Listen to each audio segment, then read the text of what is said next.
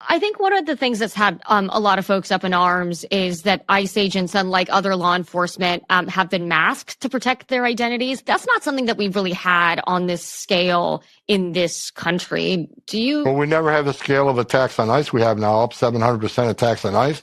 Doxing against ICE agents. Well, you've had increased attacks on police officers as well in the wake of the defund the police movement too, but they haven't put masks on. You name a police agency that has a 700% increase on assaults. Name one. I haven't looked at that data. Yeah. You won't find one. The attacks on ICE is unprecedented, 700% increase, and we're not even talking about the doxing of agents, their spouses, and their children. So they're wearing masks to help give them some sort of protection. But the same people that are complaining about ICE wearing masks, have they ever said anything about BLM protesters wearing masks? Well, I mean, that leads me to the question that, like, do you have concerns that Let me answer, though. Let me answer. Yeah, okay. Have they ever say anything about the mass protesters that became criminals on college campuses that threatened Jewish students and took over buildings, destroyed property? They were all wearing masks. Did anybody pass legislation saying they can't wear a mask during a protest?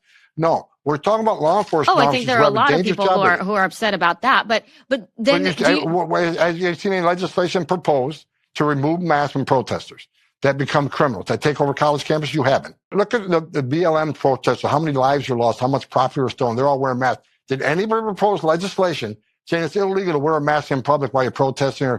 No, there isn't. This is attacking ICE officers. The Democrats want to vilify men and women at ICE and boards. And I said from day one, when President Trump won office and I came back and said, now the vilification starts. Right now, it's the racist ICE, the racist Border Patrol for simply enforcing the law to deal with the repercussions of Biden administration's open borders, where millions of criminals and public safety threats were released in this country. So I support ICE wearing masks. You're still wearing insignia. You got HSI, ERO, or FBI, DEA, but there needs to be some level of protection because the tax is unprecedented. 700%, for God's sake. And what I want to remind people is, I was an ICE agent.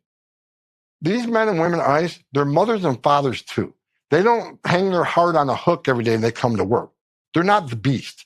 They're enforcing a law. They're trying to make this country safe again, and they're being vilified for it and attacked for it. And we're not going to tolerate zero tolerance on this.